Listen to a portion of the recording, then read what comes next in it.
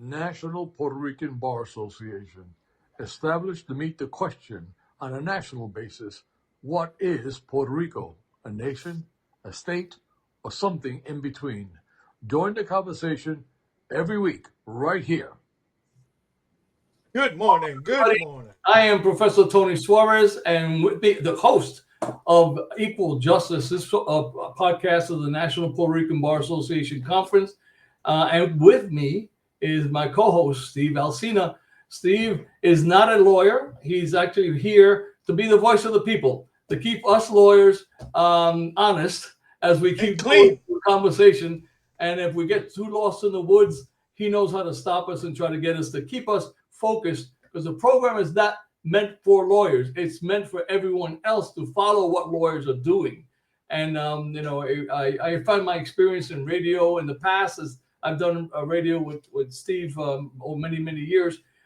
We lawyers talk sometimes so complicated, people don't understand us. And I thought that it would best if we have someone with the heart of the people, the voice of the people, adding to it. So the National Puerto Rican Bar Association Conference, this is our second edition. And what we're trying to do is put together a conversation, a national conversation about the issue of Puerto Rico and the legal issues that are affecting us. And so today we have a real special edition, because we have the president of the Puerto Rican Bar Association of New York, Lillian Mosley, a practicing attorney, and the president of the Puerto Rican Bar Association of New York, established in 1957. All right, and so we're going to be talking about that as well. And with us as well is the former president of the Puerto Rican Bar Association of Florida. She is currently the coordinator of the Puerto Rican Bar Association National Conference Moot Court Competition, and we'll be talking about what the Moot Court Competition is all about. And with us is a great friend, Marie Masson, who's a practicing attorney, as indicated, former president of the Puerto Rican Bar Association of Florida. She's a mom who's got a gorgeous daughter that goes to college. You can't believe it. She looks like a teenager herself, but actually she has a wonderful family, and I know her for many years. I was indicating off the air that Marie was always my right-hand person. All the stuff that we used to do when I was president of the Puerto Rican Bar. She's experienced. She's a hard worker. She's a great lawyer, and she's really taken on the task of managing the moot court competition, which is going to be a big thing. So let us talk. Let's talk with us. Let's start off with Lillian. Lillian, you are a practicing attorney in New York, president of the Puerto Rican Bar Association, and I would like to discuss with you this question of the status of Puerto Rico. It's clear. All of us are very clear. No bar association takes a position on whether Puerto Rico should be a state or should be an independent nation or should go. We all agree that we must have a vote on this. There's got to be some way that Puerto Ricans on the island can have an opportunity to determine what their future is. Because for those of you who don't understand, and I know Steve and I have had several shows that we discussed this, you can have 100%. You can have 100% vote for statehood on the island, or 100% vote for independence on the island. So what? They can't vote. They have no power without Congress. Without Congress involving with a bill, and that's when we have Darren Soto on the show in the future, Congressman Soto. He will be discussing the bill. It gives the opportunity for people on the island to make a choice. Those of us who live on the mainland already have full citizenship, yet we can vote, but we have to leave the island in order to exert that. And that creates all sorts of other problems, and we can discuss those, demographic problems, economic problems, all sorts of things happen because Puerto Rico has no future unto itself, and they cannot control his budget. So Lillian, I was wondering if you could discuss what you think the people in New York, where they are on this issue, because I know it's always been controversial. We had Nydia Velasquez on one side, and you had all the different voices. So tell us what's going on over there. So, first of all, thank you, Anthony, for inviting me. I'm very happy to be here. Thank you to Steve and Marie for, being part of this important conversation. But before we begin, I do want to give a little disclaimer as the attorney and bar president that I am. And I want to make clear that although I currently serve as the president of the Puerto Rican Bar Association of New York, the views and opinions expressed during this discussion are solely my own and do not reflect the official position of the Puerto Rican Bar Association of New York, its board, or its membership. Oh, sorry. She very good. Thank you. Thank you. Well, the disclaimer is necessary, right? Because I understand. I think it's important that we talk about this. And I think the moot court competition is really going to provide us with what practicing attorneys and attorneys to be will come up with, right? As far as New York, and my position is that we have to understand the historical context first, as to how we got here and why Puerto Rico doesn't have a voice. We understand that it's all politics. What's happening behind the scenes? What's the purpose of not having a vote? Why Puerto Ricans do not have a vote? I had to do a little bit of research because I wasn't going to just come on and say, oh, they should have a vote and that's that. But I understand that we're going back to 1898, right? When Puerto Rico became a possession of the United States after the Spanish-American War, and when Spain ceded the island of the U.S. under the Treaty of Paris. This was not, if fairness were to talk, this was not fair, right?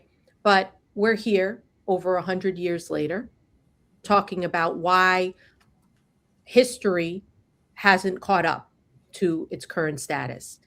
Now, Puerto Ricans weren't granted U.S. citizenship until 1917 through the Jones-Shafroth Act, right? And Puerto Rico did not gain the right to elect its own governor until 1947. Mm-hmm. So that's not that long ago, right? So my personal opinion is that there should probably be a referendum. Puerto Ricans should be able to come to the ballot and make a vote as to what they want to do. Do they want to separate themselves from the United States? That's not for me to decide.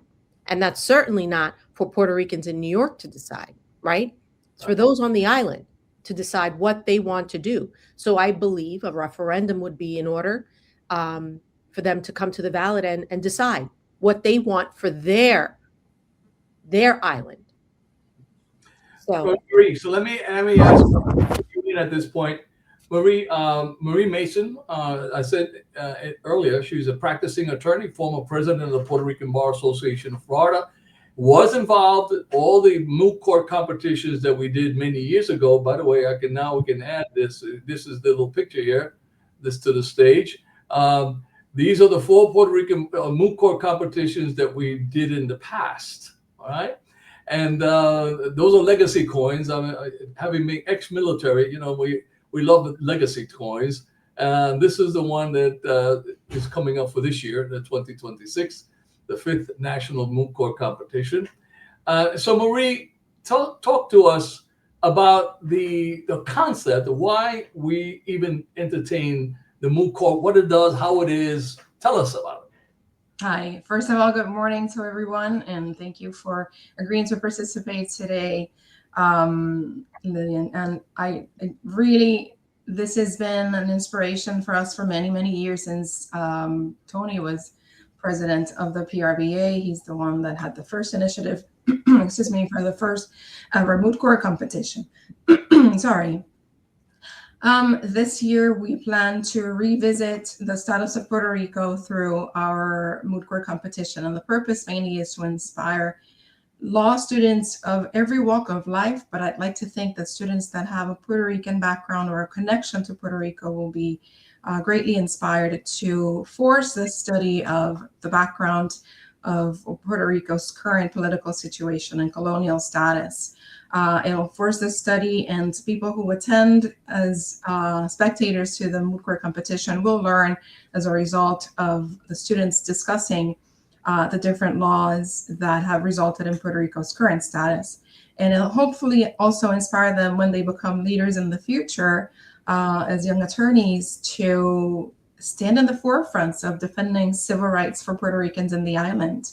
I think we are riding in the tailcoats of a very important social movement created by the Bad Bunny awareness and participation in the Super Bowl earlier this year. He has become a global sensation, and aside from the entertainment value of what he does and the cultural value of what he does, it has certainly brought attention to our culture as Puerto Ricans, especially here in the diaspora, because we have seen people's reaction to our culture, and they're definitely interested in visiting the island. A lot of people have been surprised to know that we are a 21st century colony. And so hopefully by bringing attention to these issues, the students will continue to fight for this very raw civil rights issue that deserves all of the attention that we could bring into it. So I know, Steve, I'm reading your mind. Okay, I know. Steve is saying, Tony, this issue has been going on since since the 1968, right? We had the 4-Acre Act. You had a whole bunch of stuff. They made citizens in 1917. We've had 6 or 7 plebiscites on the island already. What are you guys doing? What, you're not going to change anything. What makes you think? Do this, okay?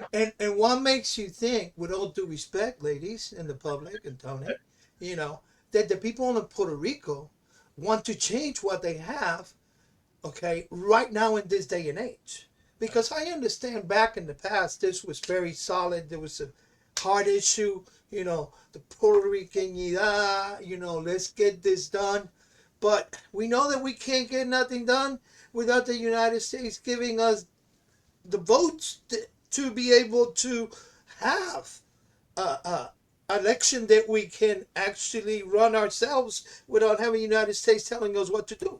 Not only that, do you think the United States is going to let go of the thousands of millions of dollars that they're making right now with us? The debt that Puerto Ricans have, and I was born in New York, but I love Puerto Rico. And I'm with Tony in this subject. And I'm giving you the non lawyer version of how some of the people I encounter feel. So let me answer that question, because that's why, okay? The answer to that question, Steve, is that we have a constitution that started with all, the Declaration of Independence, all people created equal, right? All people created equal. We had a revolution over taxation. We talked about all people being equal, and yet in this country, we have citizens who cannot vote. They can be sent to Afghanistan to die for everyone, right? They pay taxes on the island, but they have no voice in our constitution. So the question, is it right? Is it morally right? Is it correct to have people in that status? And so all of us say we have to resolve this. They either become, listen, it's like como una corteja. You're either going to get married, but you can't be a corteja. You can't be in that position. I'll come visit you sometimes. No, you're either in or you're out, so that you have equality with everybody else. That's why we have to do it now. As Marie very astutely pointed out, this cannot be done without having help from other places. So if we're able to, in the future, obviously this is not a long term, it's not going to happen tomorrow. Plus it's a moot court. It's not real litigation, right? It's practice litigation. So we're not going to accomplish anything. We're not going to change anything, except that we might change minds. And that is the objective. Because if we get people from Ohio, and we get people from Montana, and we get people from Utah, and for the first time, they look at the territorial clause, because Marie and Lillian can both tell you, We took constitutional law in school, and I know we never touched the territorial clause. Okay, so and I, so no, that doesn't happen. You don't learn anything about Puerto Rico territorial clause. How is it possible that a country dedicated to freedom and individuals can own a colony? And so there's a whole history to this, and people have to learn about it. So what we're hoping with Moot Court, as Marie has pointed out, is that we develop a cadre over time. And Lillian, I don't know if you've had this experience. You go into a courtroom and judges ask you whether or not Puerto Ricans are citizens. I mean, I've had that in federal court. What money do they use in Puerto Rico? Things like that. Do I need a passport to go there? And this is educated people who don't know about Puerto Rico, much less the rest of the people. And then when you have a baseball team that competes in an international Olympics or so, people are confused as to the status of what Puerto Rico is. If we don't teach, and if we as lawyers, in my opinion, don't take that position in the forefront to teach, then the country is lost. And so that, here I am preaching, of course. I want to address something that Steve said, like, what do you think you're going to accomplish? Is anything ever going to change? And we know it is frustrating to the history and see 7 referenda have been taking place, right? Have already happened. The most recent one in 2024, with the result of 57% of the island choosing statehood over other options. Of course, those are kind of useless exercises until Congress exercises its power to grant us what we need to vote for our status or to change our status, right? With the cutting of the voting rights that's currently happening, the odds are very slim that the issue of Puerto Rico will take precedence. Certainly not under the current administration, but we have to keep spreading the seeds because we don't know when the next congressional leaders are going to emerge or where they're going to come from. They could come from the island.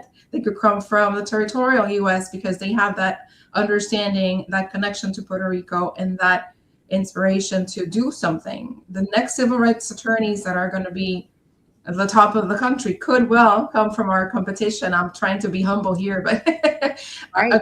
A dream, right? Yeah. You never know where these leaders are coming from. And the least we could do is to keep this hope and this dream and the interest alive, even in the face of, things not going to change too soon or fast enough. But we need to keep trying. There's no option. The option to sit it out is just not in our books. Yeah, and I want to just add that to Anthony's point. Your question, Anthony, was, is it morally correct, right? I don't believe it is. But now the advocacy part of me says that this is taxation without representation, right?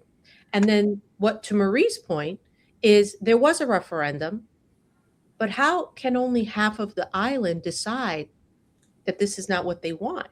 So what does that tell us? Why are we wishy-washy with this? It's not like it was over 60%, right? It was almost 50-50, almost split down the middle. And it kind of goes to the point where even when this last administration was voted in, we were almost half the nation agreed with him. So it kind of tells you where are we going with this? What's the mindset behind it, right? The current governor, many people are displeased with for obvious reasons, right? And that also tells you, but the island voted her in, right? So where are we? Where are we going with this? I don't know. So let's talk about the Puerto Rican Bar Association. We've covered this. I want to come back to it, but I like to talk about the Puerto Rican Bar Association because many people don't know is I was also president of the Puerto Rican Bar Association in New York, and back in the 80s. Wow, that's great. That's amazing. That's amazing. He's been around. Yes. And you see, I have the Bar Association logo up, 1957. Let me tell you why that is significant. Because outside of Puerto Rico, which of course was established the bar in 1800s, this is the oldest Puerto Rican Bar Association in the country. There's one in Florida, of course, in Illinois as well. But the Puerto Rican Bar was started in 1957, and it really started, although bar associations technically are for professional enhancement, right, of lawyers, it really started as a civil rights movement because it was back then you couldn't vote. They had problems with voting, with access to bilingual education, access to the ballot in Spanish. So there were all sorts of legal issues back then when that Puerto Rican Bar Association members got together. And if you could talk to us a little bit, Lillian, about the Puerto Rican Bar, what you guys do over there. So thank you for that.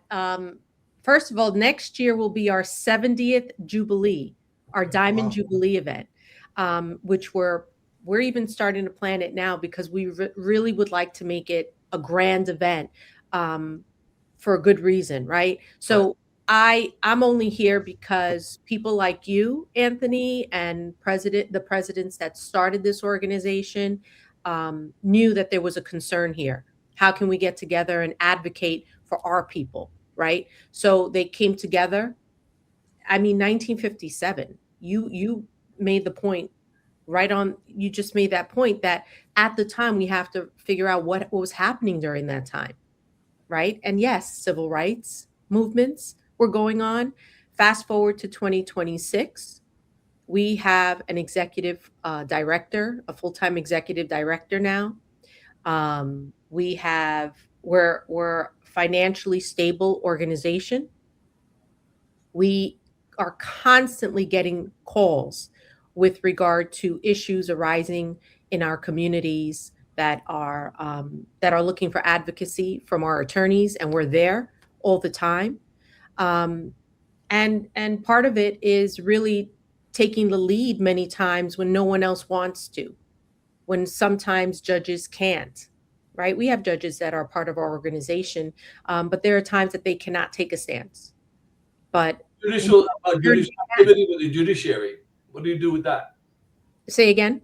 Activity with the judiciary about getting someone on the bench.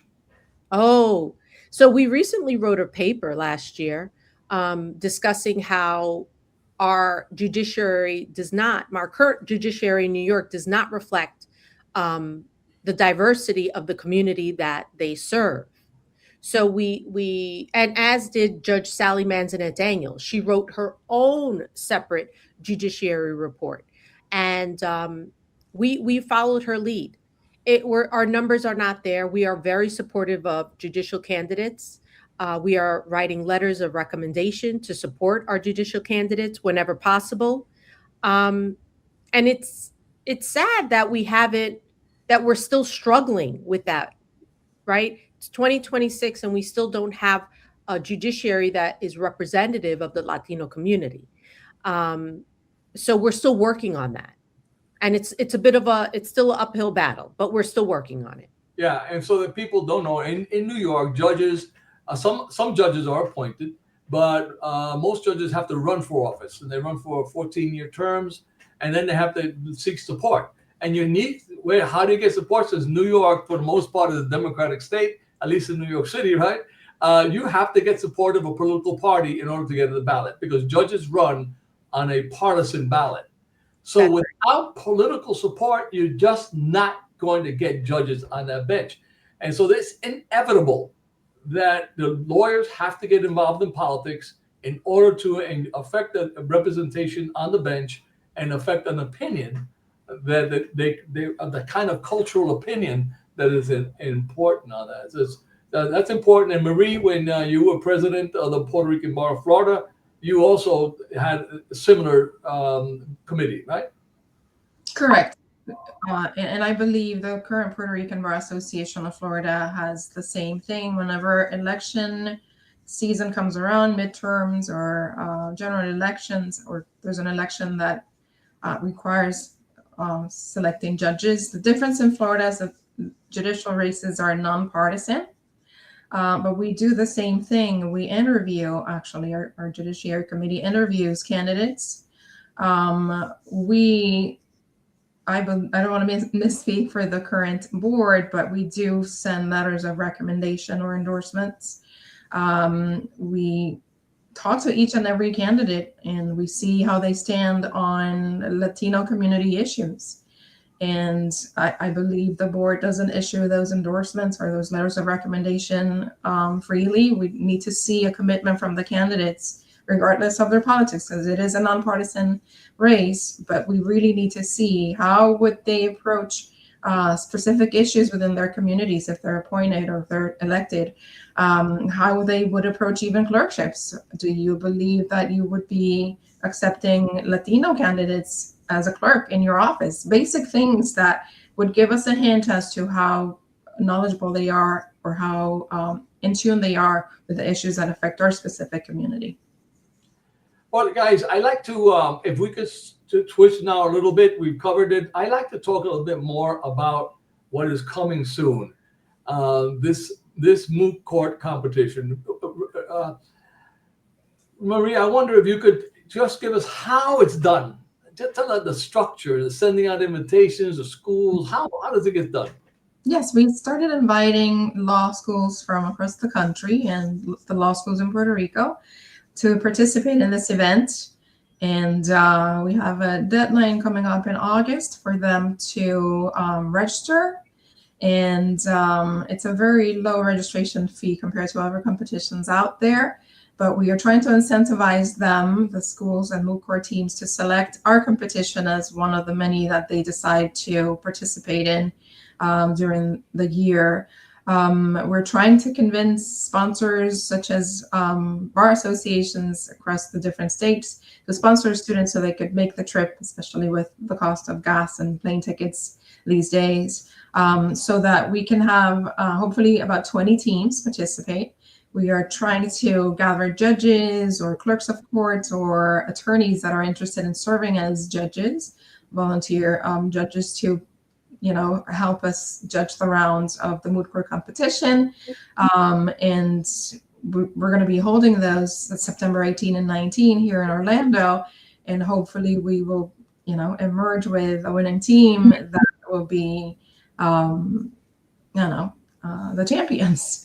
But it takes a bit of coordination and support. So we're on a daily basis trying to reach out to our community of attorneys and judges for support so that we could make this happen.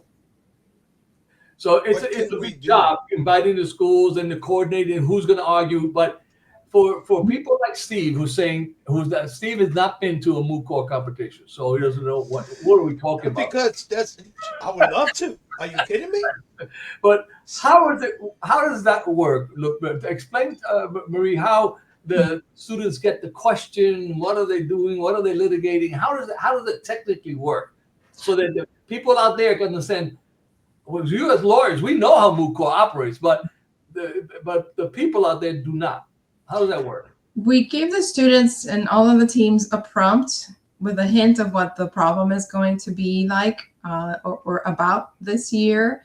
And it deals with the representations that the United States made to the United Nations about Puerto Rico's colonial status and whether those representations to the United Nations conflict with the very basic United States Constitution and laws that have, or cases rather, that have been decided up until present. If there's a conflict between what they said we were not a colony, and what the United States Supreme Court decisions have said. So there will be a problem or a fake case that the students are going to have to argue for each side. And in one round, they might argue for the plaintiff. On the other side, they might argue for the defense. So they will have to know every possible argument and counter argument. That is the legal exercise for them. For the public and whoever wants to attend, they will be learning about the mock problem by listening and saying, hey, that citizen in that fake situation could well be me, because I have a cousin, an uncle, an auntie, a parent that is actually going through a similar problem. And really, this is how it could be decided in court.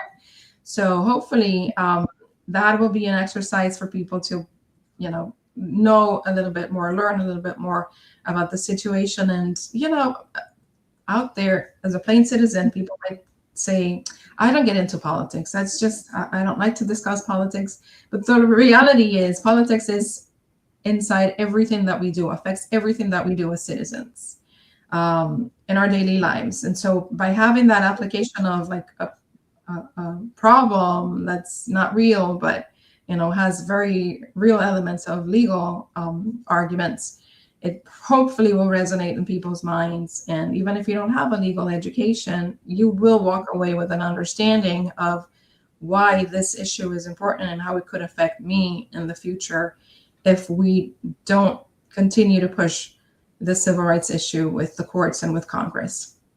You got that, Steve? Yes, sir, I sure do. Let me tell you, I've learned a lot in the time that we've been with this, and I was unaware, okay, that even though the elections in Puerto Rico take place, they don't have the right to be what they would like to be because it's up to the Congress, and that took me by surprise because at the time, I didn't know that much, but now I know a little bit more. And the fact that the moot court, I think is going to be great, is because the plaintiff, which I imagine would be the Puerto Ricans that would like to have an argument when it comes to the status of Puerto Rico, which has been going on for years. Okay. My family, I explained that to Tony, having a little bit to do with Luis Muñoz Marin when it came to creating that commonwealth that now the island lives under. But I think that, like you say, it should be up to the Puerto Rican people to be able to decide what is that they want. If it's independence, if it's um, state, or is it a commonwealth? A commonwealth question would be for who? You know, because the only one that benefits in the Commonwealth, I believe, is the United States when it comes to the money that Puerto Rico brings in that Commonwealth. I understand that, they say Puerto Rico could not be self-dependent, something that I don't think is true because the Puerto Rican is very resourceful, you know. Listen, I invite everyone, those of you particularly who are not lawyers, all right, who are intrigued by this, go to the website, PRBA National Conference. On there, I actually have prior moot court competitions posted. So you can see Florida A&M going against Cornell, Florida, University of Florida versus other schools. You'll see some of the competitions, how the students operate. And it's fascinating because I remember, as I'm sure Marie does, when the first one, and all of a sudden you see the law schools get up, your students stand up there and start talking about Puerto Rico. Wow, it really was powerful to me to know that we did it. We got this thing done, and people are students. By the way, most I would say of the first court was 4 teams, and so there was two students on each team. By the way, every college, every law school has a moot court team, right? So this is something that goes on across the country, and they all compete against each other. There's never, though, is it about Puerto Rico. It's all about some other issue, bankruptcy law, family law, or something like that, but not about Puerto Rico. Ours is about Puerto Rico. Every question always is about Puerto Rico, right? One aspect or another. So it's fascinating to see them all of a sudden, non-Puerto Ricans, all right, getting up there talking about the territorial clause and bilateral compact, all the stuff that the holy smokes, here they are. Now, we've had up to 15 law schools participate in the past. I am hopeful and praying that this year we hit 15 in one, at least 15 in this one shot. And as we keep going, it'll grow. Now that I'm retired, I'm going to dedicate myself to this, Maria. And so I'm hoping that we make this literally a civil rights issue for the country, and we train people on this issue of Puerto Rico for the coming years. And By having continuous cooperation of the bar associations of New York, Illinois, Florida, and Puerto Rico, we can continue to network with each other. Because I know, Lillian, you've got to have clients that are in Puerto Rico and clients that are in Florida, and I have clients from New York and in Puerto Rico, and so we exchange. We have business cards. We know each other. We get to know each other and work with each other. From a professional point of view, the conference has value. And we'll be talking about a little bit more in future CLE courses. I'm going to be teaching a course this year. I teach at Florida A&M Law School. I teach voting rights and gerrymandering and the whole Civil Rights Act. So I'm going to add a course for CLEs this year on the effect of the Civil Rights Act and the decision in Klassen that just came out of the Supreme Court, basically gutting Civil Rights Act. I'm going to CLE course on that. We have a course coming in on forensic accounting. Our CPA is putting that one thing, forensic accounting for lawyers. And of course, we have the old course on the constitutional status of Puerto Rico.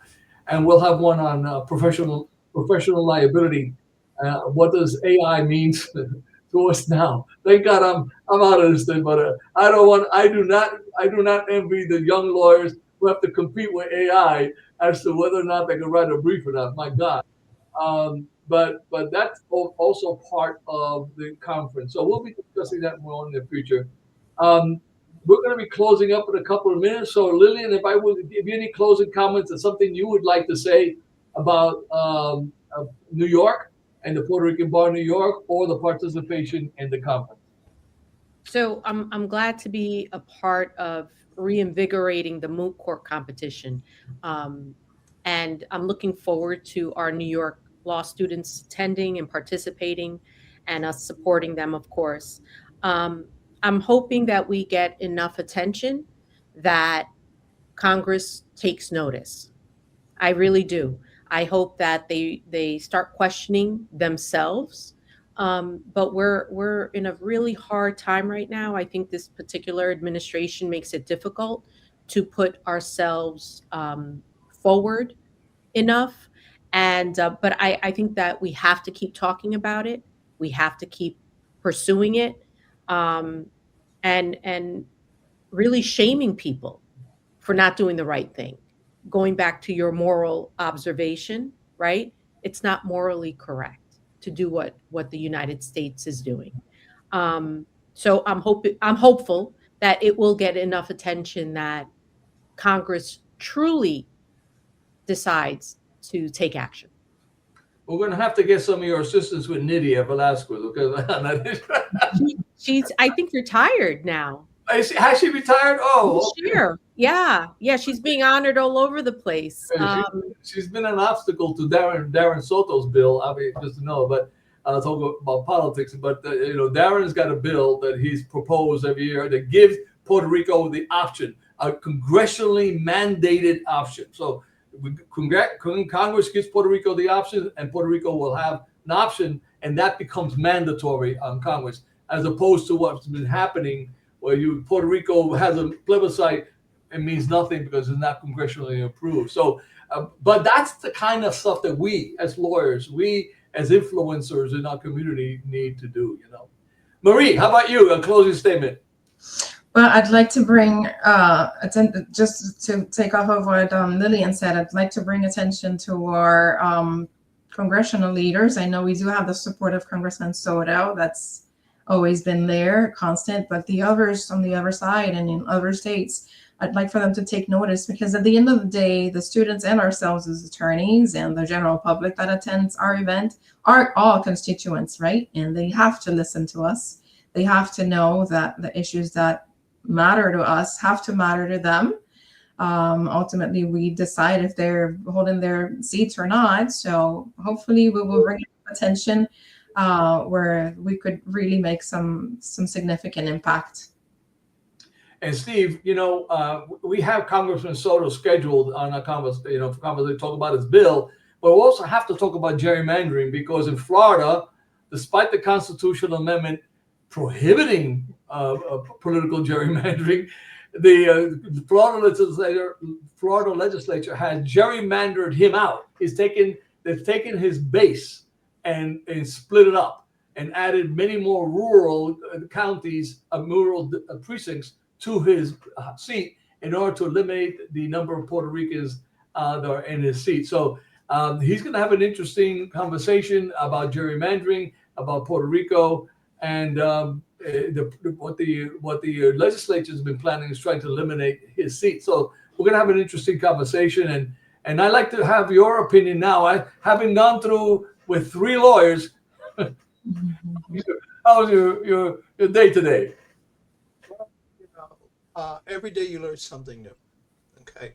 First of all, I want to thank you, ladies, Marie and Lillian, for being in our show, for being part of this show. These doors are open to you at any time, any day, at any hour. You know how to get a hold of Tony. We appreciate what you're doing. We encourage you to continue, and anything that we can do in our side to help you accomplish the goal, which is important. Okay, we are here, and we will always be here. I almost kicked the bucket, but I'm here, you know. But I want to thank you for being in the show. I want to thank you for taking the time not only to be here, but to do what you do. I think it's important. I think it's great. It's more than we need to get more people involved. Right now, we're working in the East Coast. We need to go to middle of the country and then visit the West Coast and expand this idea, because there's a Puerto Rican everywhere. And we have Puerto Ricans in the Senate. We have Puerto Ricans in the Congress. We have Latinos in the Senate. We have Latinos in the Congress. And we should get them involved. How are we going to do that? I'm going to leave that to Tony, who's the one with the connections. Okay? And then we'll put him in here. But ladies, I'm honored to have met you through this show. Hopefully we'll meet face to face and the moot court, because I'm going to get up there too. Great. Now, Thank you. I'm going to be around with a microphone taking pictures, talking to people, because I think this is very important.